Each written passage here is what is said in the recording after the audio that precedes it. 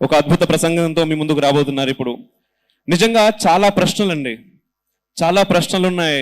ఈరోజు సామాన్య భారతీయునికి కొంత ఆవేదన ఉంది, ఒకవైపు కొంత సంతోషం కూడా ఉంది. ఈ రెండిటికి మించినటువంటి ప్రశ్నలు అయితే చాలా ఉన్నాయి. ఎటు వెళ్తున్నాం, ఏం జరుగుతోంది? ప్రపంచవ్యాప్తంగా యుద్ధాలు జరుగుతూ ఉన్నాయి. ఒకవైపు అంటున్నారు ఇది 3వ ప్రపంచ యుద్ధం అవుతుందేమోనని. కానీ భారతదేశం విషయానికి వచ్చేసరికి యుద్ధం బయట నుంచి అయితే లేదు. అలా అని చెప్పి నిజంగానే మనం సేఫ్గా ఉన్నామా? అసలు యుద్ధమే లేదా? భారతీయులందరూ చాలా సురక్షితంగా ఉన్నారా ఈరోజు అనే ప్రశ్నకి సరైన సమాధానము లేదు. మరి ఈ ప్రశ్నలకి ఖచ్చితమైనటువంటి సమాధానాలు మనతో పంచుకోవడానికి, వారి విశ్లేషణను మనకు అందజేయడానికి సీనియర్ జర్నలిస్ట్ అండ్ అద్భుతమైనటువంటి అనలిస్ట్, వారి యొక్క అనాలిసిస్ మనం వింటే ఇక్కడే కూర్చొని ప్రపంచ దేశాల్లో ఎక్కడ ఏం జరుగుతుందో ప్రతిదీ కళ్ళకు కట్టినట్టుగా మనకు కనబడుతుంది. దాని ద్వారా ఓన్లీ కనబడమే కాదు, దానికి ఒక సొల్యూషన్ కూడా దొరుకుతుంది. ఈ రోజు నువ్వు ఇంట్లో కూర్చొని ఏం చేయాలి, ఏం చేయొచ్చు అని వారే శ్రీ సురేష్ కొచ్చాట్ల గారు. సార్ ప్లీజ్ డయాస్ మీదకి రావాల్సిందిగా కోరుతున్నాం.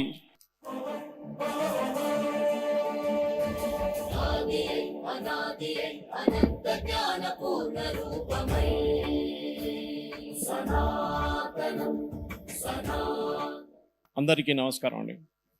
నేను ఇంకా నిద్రలో ఉన్నాను. యాక్చువల్లీ నేను డైరెక్ట్ ఎయిర్పోర్ట్ నుంచి ఇక్కడికి వచ్చాను. 2 రోజుల నుంచి భువనేశ్వర్, ఒడిశా ప్రాంతం అంతా పర్యటించాను. ఎస్పెషలీ లార్డ్ జగన్నాథ్ టెంపుల్ కానివ్వండి, కోనార్క్ టెంపుల్ కానీ, నిన్న సాయంత్రం రాత్రి అయ్యేదాకా లింగరాజ్ టెంపుల్, మన క్షేత్రం ఒకటి భువనేశ్వర్లో, 3 చూశాను. కానీ ఇంకా చాలా ఉన్నాయి చూడ్డానికి. కానీ చూసిన తర్వాత ఆ రోజే చెప్పారు పొద్దునైనా రావాలంటే సరే అని చెప్పేసి సాయంత్రం మన టికెట్ క్యాన్సిల్ చేసి పొద్దున వచ్చాను ఇవాళ. అందరికి ధన్యవాదాలండి. నమస్కారం. నాకు 15 నిమిషాలు టైం ఇచ్చారు మాట్లాడడానికి. సో నా టైమర్ ఎప్పుడు నాతో ఉంటుంది. నేను ప్రతి టెలివిజన్, పాడ్కాస్ట్, డిబేట్కి వెళ్తే ఈ టైమర్ పనిచేస్తూనే ఉంటుంది. ఎందుకంటే అందరి టైంకి విలువ ఉంటుంది. ఎస్పెషలీ లంచ్ టైం కన్నా ముందు చాలా విలువ ఉంటుంది. సో మనం మాట్లాడబోయే సబ్జెక్ట్ ఏంటంటే, నాకు ఇచ్చిన టాపిక్ ప్రకారం ప్రపంచంలో ఇప్పుడు జరుగుతున్న యుద్ధాలు కానీ మిగతా విషయాలు మన మీద ఏం ఇంపాక్ట్ ఉంటుంది. ఇది ప్రాబ్లం ఎక్కడ వస్తుందంటే, ఎప్పుడు మనం అనుకుంటాం మనకేం పోయింది, అక్కడిద్దరు కొట్టుకుంటున్నారు, దానికి మనకేం సంబంధం అనుకుంటారు. దానికి చిన్న ఉదాహరణ ఒకటి ఇస్తాను.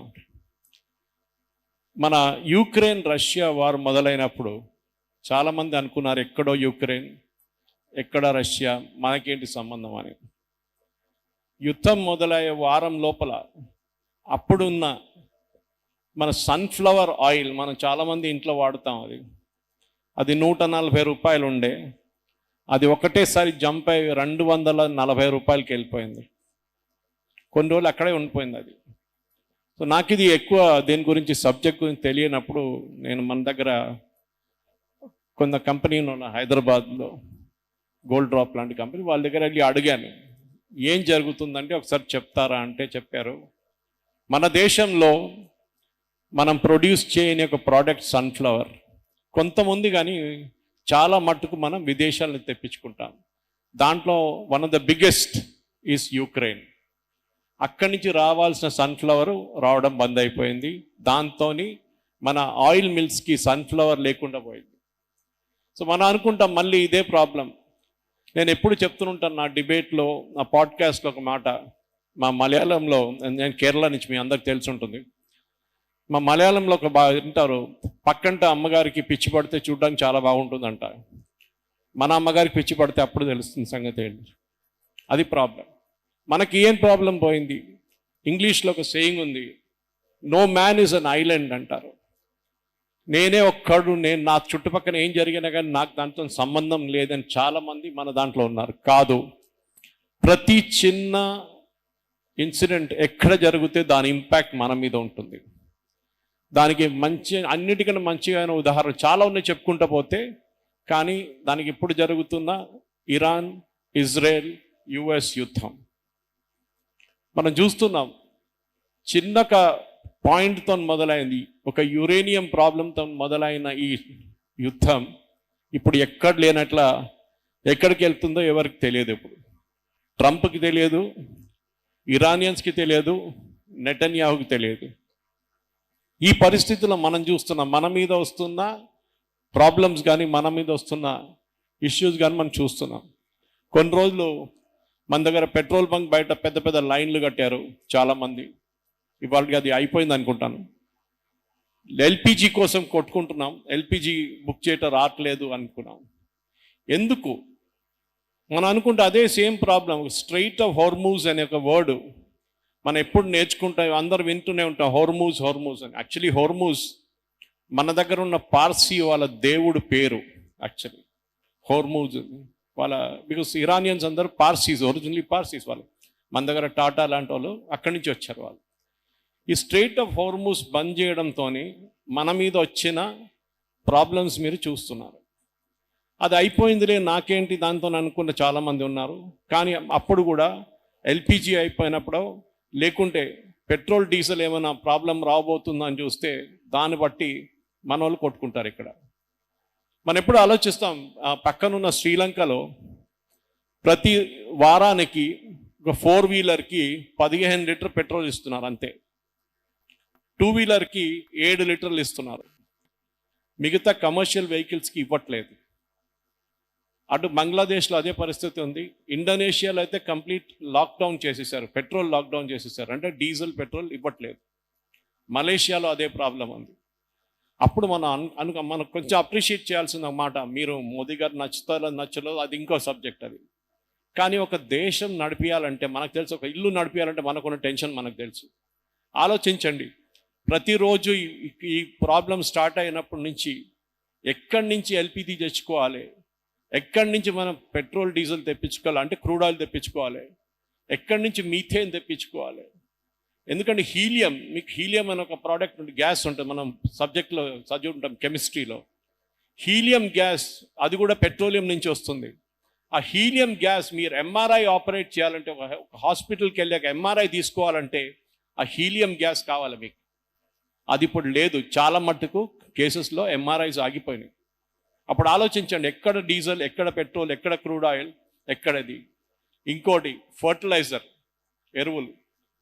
యుఎస్లో ఈ వారం 30% వాళ్ళకి తక్కువ పడ్డది యూరియా. ఎందుకంటే యూరియా అంతా వచ్చేది అటువైపు నుంచే, సౌదీ, ఖతార్ దగ్గర గ్యాస్ ఉంది, అటువైపు కువైత్, బహ్రెయిన్. వీళ్ళెవ్వరూ ఇప్పుడు యూరియా సప్లై చేయట్లేదు, బంద్ అయిపోయింది. ఆలోచించండి, ఎక్కడి నుంచి తెచ్చుకుంటాం మనం అనుకుంటే ఎక్కడి నుంచి తెచ్చుకుందాం. మనం ఇప్పుడు రీసెంట్లీ మన క్రైసిస్ వచ్చినప్పుడు ఒక్క దేశం మనని హెల్ప్ చేసిందండి, కానీ వాళ్ళు ఉండేది 2000 కిలోమీటర్ దూరంలో. ఆ దేశం పేరు Argentina. Sorry, it's 4000 kilometres, not 2000. 4000 kilometre దూరం ఉన్న అర్జెంటీనా చెప్పారు, మీకు ఎంత క్రూడ్ ఆయిల్ కావాలి, ఎంత గ్యాస్ కావాలో మేము ఇస్తాం మీకు అని చెప్పారు. వాళ్ళని అప్రిషియేట్ చేయాలి. మన పక్కనున్న గల్ఫ్ కంట్రీస్తోని మనం నేర్చుకున్న చాలా లెసన్స్ ఉన్నాయి. ఒకటి, కోవిడ్లో మనం ఎట్లా నేర్చుకున్నాం లెసన్స్ అని మోదీ గారు చాలా క్లియర్గా చెప్పారు. కోవిడ్లో మనం నేర్చుకుంది ఏంటి, ఇంటి నుంచి పని చేసుకోవచ్చు, you can have work from home. పిల్లలు వాళ్ళ చదువు స్కూల్కి వెళ్ళక్కర్లేదు, ఇంట్లో కూర్చొని చదువుకోవచ్చు. ఆన్లైన్ క్లాసెస్, టీచర్లు క్లాసులు చెప్తారు.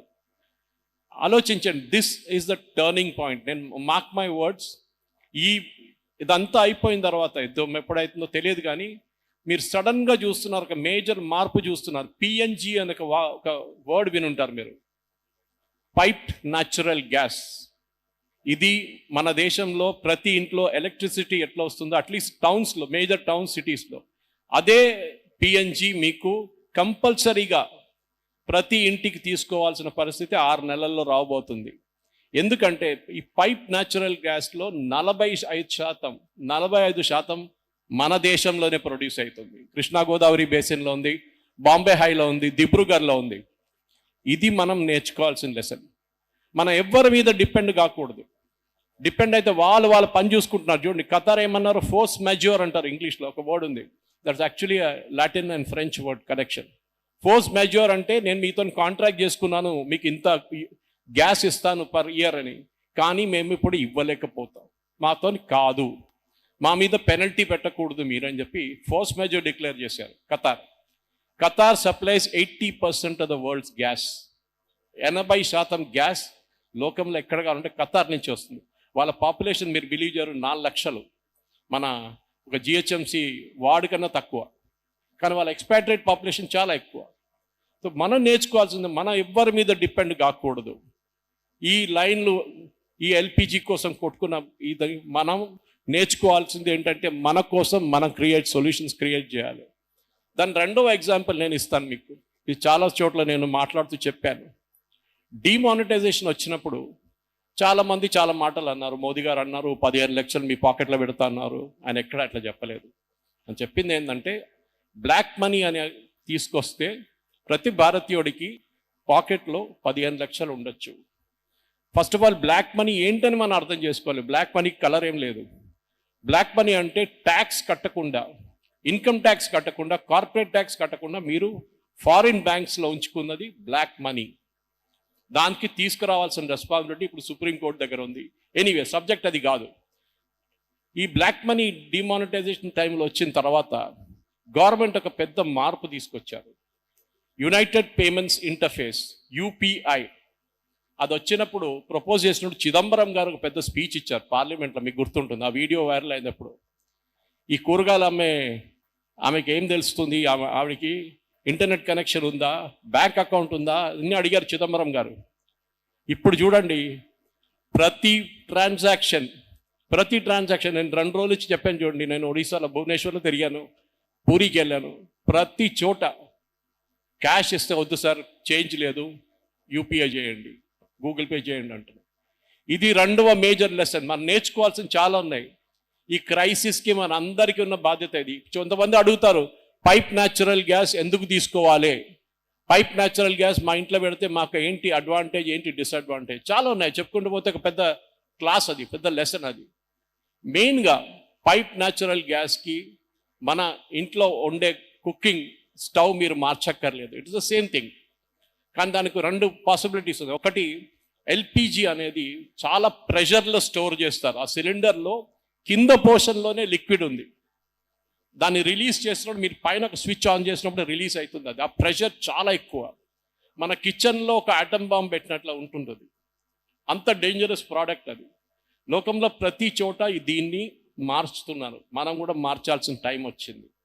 పైప్ న్యాచురల్ గ్యాస్ అడ్వాంటేజ్ ఏంటంటే లీక్ అయిందనుకోండి, it goes in to the atmosphere because చాలా లైట్, అది అట్మాస్ఫియర్కి వెళ్ళిపోతుంది. ఎల్పిజి అది కాదు, ఎల్పిజి గ్రౌండ్ లెవెల్లో ఉండిపోతుంది. సో మన వైపు ఈ లోకంలో జరిగిన మార్పుల్లో అన్నిటికంటే పెద్ద మార్క్ మై వర్డ్, నెక్స్ట్ 1 ఇయర్లో చూడండి ప్రతి ఇంట్లో, నేను చెప్పాను ఇది కాకుండా ఎలక్ట్రిక్ వెహికల్స్కి పెద్ద స్విచ్ ఓవర్ జరుగుతుంది. మన భారతదేశంలోనే ఇండియన్ రైల్వేస్లో ఒక టైంలో 97% డీజిల్ మీద నడుస్తుండే. మీకు గుర్తుంటుంది, మన చాలామంది చూసాం డీజిల్ ట్రైన్స్, డీజిల్ ఇంజిన్స్. ఇప్పుడు భారతదేశంలో 100% ఎలక్ట్రిఫికేషన్ జరిగింది. 100% డీజిల్ ఇంజిన్ తీసేశారు. అప్పుడు ఆలోచించండి ఎంత పెద్ద సేవింగ్ మనకు వచ్చిందని. మన ఫారిన్ ఎక్స్చేంజ్ మనం మొత్తం ఈ సౌదీలకు, ఖతార్ వాళ్ళకి, ఈ కువైత్ వాళ్ళకి ఇస్తున్నాం. వాళ్ళు దాంతో బతుకుతున్నారు. We're the 2nd largest market ఫ్యూయల్స్కి. చైనా ఇస్ నంబర్ 1, మనం 2nd. మనం ఎందుకండి ఎవరో మీద డిపెండ్ కావడం? మన సొల్యూషన్ మనం చూసుకోవాలి. మొన్న ఒక స్టోరీ చూసాను, చాలా హార్ట్ వార్మింగ్ స్టోరీ ఉండే. బెంగళూరులో ఒక రెస్టారెంట్లో బయోగ్యాస్ వాడుతున్నారు వాళ్ళు 3 సంవత్సరాల నుంచి. వాళ్ళకి ఏం ప్రాబ్లం లేదు, గ్యాస్ పోయిందో వచ్చిందో లేదో ఎల్పిజి తెలియదు వాళ్ళకి. మన ఊర్లో ఎందుకు చేయట్లేదు? ఎందుకంటే ఒక గ్యారంటీడ్గా తీసుకున్నాక నంబర్లు చెప్తాను మీకు. మోదీ గారు వచ్చే ముందు 2014 ఏప్రిల్లో భారతదేశంలో total LPG connection 14,50,00,000. 14,50,00,000. Last week figures చూడండి, 33,80,00,000. More than doubled. ఇది మనం అనుకుంటాం ఎట్లా హ్యాండిల్ చేస్తాం, ఇది పెద్ద ఒక టికింగ్ టైం బాంబ్ ఇది. దీంట్లో 10 కోట్ల మంది మహిళలు ఉజ్వల స్కీమ్ కింద వచ్చారు. సో 14 + 10 25 అనుకోండి, 26 కూడా పెట్టుకోండి. మిగతా 8 కోట్ల మంది మళ్ళీ యాడ్ అయ్యారు. ఎందుకంటే మన అందరు న్యూక్లియర్ ఫ్యామిలీస్ అయిపోతారు, పిల్లలు పెళ్లి చేసుకుని వెళ్ళిపోతారు, వాళ్ళు సపరేట్ కనెక్షన్ తీసుకుంటారు. సో లోకంలో ఎక్కడేం జరిగినా కానీ మన మీద ఇంపాక్ట్ ఉంటుందని మనం నేర్చుకోవాలి. దానికోసం ఉన్న ప్రికాషన్స్ మనం తీసుకోవాలి. ఏం పోయిందిలే, నాకేం పోయింది, వాడికి ప్రాబ్లం, నాకు అది ప్రాబ్లం అంటారు. కాదు, మన మీద కూడా ప్రాబ్లం వస్తుంది. ఏదో ఒక రోజు మనకు కూడా ఈ ప్రాబ్లం వస్తుంది. ఇట్లాంటి ప్రాబ్లమ్ సార్ట్అవుట్ చేయడానికే మన వైపు నుంచి కూడా కొంచెం కృషి చేయాల్సి వస్తుంది. ప్రతి దాంట్లో చూడండి, ఆటోమొబైల్, ఇప్పుడు రేవంత్ రెడ్డి గారు మొన్న అన్నారు, ఎంప్లాయీస్, గవర్నమెంట్ ఎంప్లాయీస్ అందరికీ, స్టేట్ గవర్నమెంట్ ఎంప్లాయీస్కి 20% డిస్కౌంట్ ఇస్తారంట ఈవీస్ మీద. మంచిదే, వాళ్ళ బండి అమ్మకుంటే చాలు, నెక్స్ట్ డే తీసుకెళ్ళి మార్కెట్లో అమ్మేస్తారు. అది ప్రాబ్లం ఉండొచ్చు, కానీ ఎక్సలెంట్ మూవ్. మన దేశంలో అన్నిటికంటే ఎక్కువ ఉన్నది మనకి సోలార్. మీరు ఎంతమంది మీ దాంట్లో కొచ్చిన్ ఎయిర్పోర్ట్లో ల్యాండ్ అయ్యారో నాకు తెలియదు, కానీ కొచ్చిన్ ఎయిర్పోర్ట్ ల్యాండ్ అయితే ఆ గోడ మీద రాసి ఉంటుంది, this airport is completely funded by solar energy. Complete వాళ్ళు గ్రిడ్కి ఇస్తారు సప్లై. ఎయిర్పోర్ట్లో ప్రతి రెస్టారెంట్, ప్రతి చెక్ ఇన్ కౌంటర్, ప్రతి లైటింగ్, ఏసీ మొత్తం సోలార్ మీద నడుస్తుంది. అండ్ చిన్న ఎయిర్పోర్ట్ ఏం కాదండి, it handles about 12 million passengers every year. మన హైదరాబాద్ ఎయిర్పోర్ట్ కన్నా కొంచెం తక్కువ. ఇది మనం నేర్చుకోవాల్సింది లెసన్. నేను కాజీరంగా వెళ్ళినప్పుడు చూశాను, ఒక 8 years ముందు కాజీరంగాకి వెళ్ళాను. అక్కడ 8 రోజులు ఉన్నాను, నేను ఒక క్యాంప్కి వెళ్ళాను. అక్కడ కాజీరంగాలో ప్రతి మొబైల్ ఛార్జింగ్ పోర్ట్, ఎందుకంటే ఎక్కడో ఉంది ఫారెస్ట్ లోపల, వాళ్ళు ఓన్లీ సోలార్ వాడుతారు. బికాజ్ వాళ్ళ ఎలక్ట్రిసిటీ లైన్స్ మీరు తీసుకెళ్ళలేకపోతారు. మన దగ్గర నల్లమలలో ఉంది అదే ప్రాబ్లం, అందరు సోలార్ వాడతారు. అంటే మనం ఎందుకు చేయట్లేదు? మనకెందుకంటే we have got used to it. మన దగ్గర ఎలక్ట్రిసిటీ వస్తూనే పోతుంది. ఎల్పిజి ఉంది, ఎల్పిజి వస్తూనే ఉంది. ఏదో ఒక రోజు ఆగిందనుకోండి, ఆ రోజు మీకు ప్రాబ్లం స్టార్ట్ అవుతుంది. సో నేను చెప్పాల్సి అనుకునే ఇది పెద్ద సబ్జెక్ట్. యాక్చువల్లీ నేను మాట్లాడుతున్నప్పుడు చాలా మటుకు టీవీస్లో రోజు నేను 6 వీడియోలు చేస్తాను, మీకు చూస్తుంటారు. 6 ఛానల్స్కి వెళ్తాను రోజు. పొద్దున 9:30 బయలుదేరితే రాత్రి 7-8 అయితే ఇంటికి వచ్చేదాకా. నా mission in life, because I'm 63 now. So కూతురు పెళ్ళి అయిపోయింది, settle down, everything. So primary responsibility is over. నా మెయిన్ మిషన్ ఏంటంటే ప్రజలకి సింపుల్ లాంగ్వేజ్లో ఏం జరుగుతుంది లోకంలో అని చెప్పడానికి నా ప్రయత్నం చేస్తున్నాను. I may not be 100% successful, కానీ నా మటుకు నా థ్రిల్ ఎక్కడ వచ్చిందంటే, మొన్న యుఎస్లో ఒక డాక్టర్ వచ్చారు, డాక్టర్ భారతి. ఆమె వచ్చి కలిసి నన్ను, సురేష్ గారు మిమ్మల్ని కలవాలండి, నేను 10 రోజులకి వచ్చానన్నారు. సరేమ్మా, నేను ఒక స్టూడియోలో ఉంటాను, అక్కడ వస్తారా, లేకుంటే మిమ్మల్ని ఇక్కడ నేను వచ్చి కలుస్తాను? లేదు, నేను వస్తానన్నారు. She came all the way to Srinagar colony, అక్కడ స్టూడియోలో ఉన్నాను నేను. ఆమె నడవలేకపోతుంది, కర్ర పట్టుకొని తిరుగుతుంది. ఆమె she a doctor by profession, నా ఆఫ్ కోర్స్ రిటైర్డ్, యుఎస్లో ఉంటుంది. ఆమె వచ్చి అదే అన్నది, లాస్ట్ నేను చేసిన వీడియో గురించి ఆమె నాతో ఒక డిబేట్ మొదలుపెట్టింది. అంటే అంత డీటెయిల్డ్గా చూస్తున్నారు, అది చాలా ఇంపార్టెంట్. మాలాంటి చాలామంది ఉన్నారు. ఇది స్టూడియోకి వెళ్ళి మాట్లాడడం, ఎందుకంటే ఇప్పుడు ఒక మెయిన్ ఛానల్స్కి ఇప్పుడు ఎవరు చూడట్లేదు, మీరు చూస్తుంటారు. ఎందుకంటే నేను 18 సంవత్సరాలు టైమ్స్ ఆఫ్ ఇండియాలో పనిచేశాను. నేను I started my career in times of India 1989 బెంగళూరులో. తర్వాత హైదరాబాద్కి వచ్చాను నేను. మీడియా అనేది కన్సంప్షన్ మారిపోయింది చాలా మటుకు. యూట్యూబ్ ఛానల్స్ దీని ప్రయారిటీ తీసుకుంటారు. సో మనం చూడాల్సిందంటే నాలెడ్జ్. పిల్లలకి నన్ను ఐఏఎస్ అకాడమీ వాళ్ళు పిలుస్తారు, చాలామంది డిఫరెంట్. కరీంనగర్ వెళ్ళొచ్చాను, దానికన్నా ముందు గుత్తికి వెళ్ళాను, మళ్ళీ ఇక్కడ గుల్బర్గా పిలిపించారు, సెంట్రల్ యూనివర్సిటీ. వాళ్ళు ఏమంటున్నారంటే మాకు నాలెడ్జ్ కావాలి. సో నా ఇక్కడ ఉన్న పెద్దోళ్ళ దగ్గర ఒక్కటే రిక్వెస్ట్ అండి, మీ పిల్లల్ని బుక్స్ చదవడం నేర్పియండి. We're the last generation which is reading a newspaper. ప్రతి న్యూస్ పేపర్ కోవిడ్ తర్వాత సర్క్యులేషన్ మోర్ దెన్ హాఫ్ పడిపోయిందండి. 50% పడిపోయింది, 60% పడిపోయింది. నాకు నాలెడ్జ్ ఎక్కడి నుంచి, స్పెషల్లీ దేవుడు పైనుంచి ఇవ్వలేదండి. నేను చదువుకుంటాను, పొద్దున్న 4:30 లేస్తాను, నా వర్క్ స్టార్ట్ చేస్తాను, డౌన్లోడ్ చేయడం మొదలు పెడతాను అన్ని న్యూస్ పేపర్స్. ఇది ఇంపార్టెంట్. అది నేను జేఎన్టీయూకి వెళ్ళి మొన్న లెక్చర్ ఇచ్చాను, అక్కడ కూడా ఇదే చెప్పాను.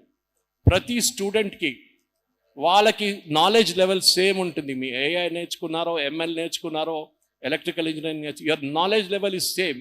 బట్ మిమ్మల్ని ఇంకొకరితో పైకి తీసుకెళ్ళేది ఓన్లీ నాలెడ్జ్. అది not your subject knowledge, it is your general knowledge. లోకంలో ఏం జరుగుతుంది, బ్రెజిల్లో కాఫీ ప్రొడక్షన్ పడిపోతే లోకంలో కాఫీ మార్కెట్ ఏమవుతుంది, ఇండియాలో ఉన్న కాఫీ ధర పెరుగుతుందా తగ్గుతుందా? మనం అనుకుంటాం షాప్కి వెళ్ళి, సడన్ నిన్నదాకా ఇంత రేటు ఉంది, ఎట్లా పెరిగింది? బ్రెజిల్లో కాఫీ ప్రాబ్లం వచ్చింది, అక్కడ ప్రొడక్షన్ తగ్గిపోయింది, మన కాఫీ రేటు పెరిగింది. సింపుల్. మాకేం లేదు, మాతో ఏం సంబంధం లేదు అనుకుని ఇది లెసన్ అండి. ఇది ఒక్కటే ఎగ్జాంపుల్ ఇచ్చాను అంతే, చాలా ఉన్నాయి అట్లాంటివి. సో నాకు ఇచ్చిన 15 నిమిషాలు నేను క్రాస్ అయిపోయింది already. It's sowing 18 minutes now. మీరు ఎవరికైనా ఏదైనా డౌట్ ఉంటే నన్ను కాంటాక్ట్ చేయొచ్చండి. You can just note my mobile number down. I'm more than happy to answer your question. 9849011006. ఇక్కడున్న స్టూడెంట్స్ కానివ్వండి, ఇక్కడున్న పేరెంట్స్ కానివ్వండి, ప్లీజ్ ప్లీజ్ ప్లీజ్ మీ పిల్లల్ని వాళ్ళ సబ్జెక్ట్ నాలెడ్జ్ కాకుండా చదవమని చెప్పండి, నేర్చుకోమని చెప్పండి. That is the only thing that will bring them up in life.